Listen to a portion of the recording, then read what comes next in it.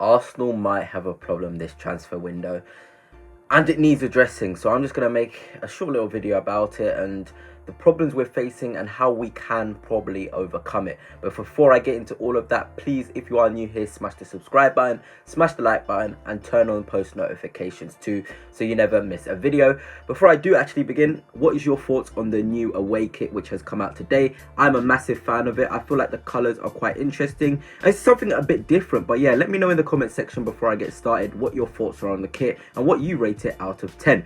But now let's just begin. And yeah, it's been a slow start to the window, I would say, in terms of the selling. The selling part is what has really worried me. I feel like that was what we needed to get done quickly. We needed to get our pure profit done very quickly so we can then go on to spend on targets, because I know for a fact that Arsenal are banking on getting that pure profit for the sake of PSR and all of that, so that we can make deals to come into the club. And it just hasn't happened at the pace we wanted it to. Reiss Nelson is a player I'm going to just talk about really quickly. West Ham want him, Fulham are interested, and Crystal Palace are also interested. But that one is just really slow right now. They only want to do loan deals with obligations to buy. Arsenal don't want to do too many of those deals. We've already seen it. Tavares and Lokonga, they've gone, but that was done quite a while ago now. It's nice that we got those done and over the line, but again, we're not earning from those deals. It's straight loans with obligations and options to buy, and we have found that in the last 2 seasons those deals haven't gone through. It's very unlikely the club we have loaned the player out to ends up actually, you know, buying the player, and it is very, very disappointing. Someone like Lokonga, who we spent quite a lot of money on, I think it was around 20 million on, and someone like Tavares, who spent around 12 million on, we're not going to get anywhere near that back. And that's Arsenal's biggest problem, and why Edu is the face of the thumbnail, because I feel like he is struggling. Okay, let's look a bit backwards. Let's give him the benefit of the doubt. Tomiyasu deals, Ben White deals, nice deals, but again, you know, they dragged on. We ended up giving in the end. West Ham with Declan Rice, again, we ended up giving in the end. I'm just thinking about other examples as well. Like the deals that we have done, we end up, you know, giving in to what the seller wants, and we end up paying the money anyway when we could have just got it done quickly. I'm seeing it again here with Calafiori. Calafiori is a player Mikel Arteta absolutely wants. I think I'll give him the benefit of the doubt in the fact that Calafiori needs to fully return from his holiday. But again, the negotiations are slowed because Arsenal don't really want to pay the £42 million in full. The club isn't going to budge. So why are we, you know, just beating around the bush? It's not got us anywhere when we're hurting ourselves. We're really depleted going into pre-season. I don't think you guys realize how many first team players are out for the pre-season tour. If I'm just going off the top of my head, Timber's here, White is here, Ødegaard is here, Partey is here. You know, I can barely think about the players that is going to be ready for our pre-season tour. Zinchenko, I don't know how long of a holiday he's going to want. The guys that have got to the final, it's pretty much confirmed that they're not going to be on the tour at all. And it's just very, very disappointing. We've barely got a full 11 we can really put out. And we want to get rid of players like Smith Rowe and Nelson. If they go, are we going to wrap deals up quickly? Have we got our targets ready? I know Mourinho is a player we really want.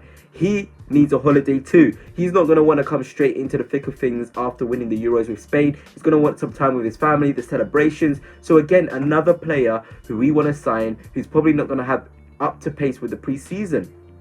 We saw it with Vieira. He really struggled the season he signed for us, not having the full pre-season. It took him quite a while to get into the thick of things, and you don't want that to happen. Players who haven't had pre-season, which you sign, often struggle going into the season, you know, and I just hope there's a plan, because I know it's still early days in the window, but at this stage we must have an idea. The media always have a strict idea of what we're doing. The mystery German, again, a lot of top sources have confirmed there is one. What's happening with him?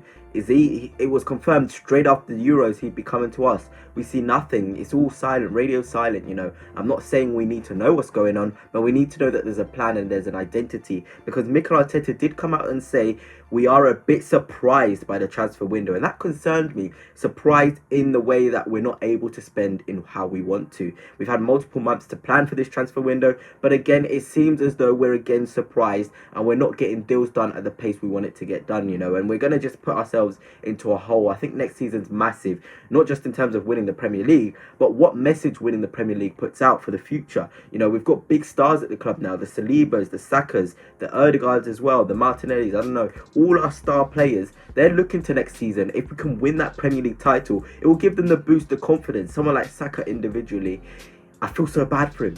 2 finals, 2 seasons in a row being so close to the Premier League. That's 4 times now he's been so close and just come second place. He's going to be hungry for success, and he's going to start having his head turned.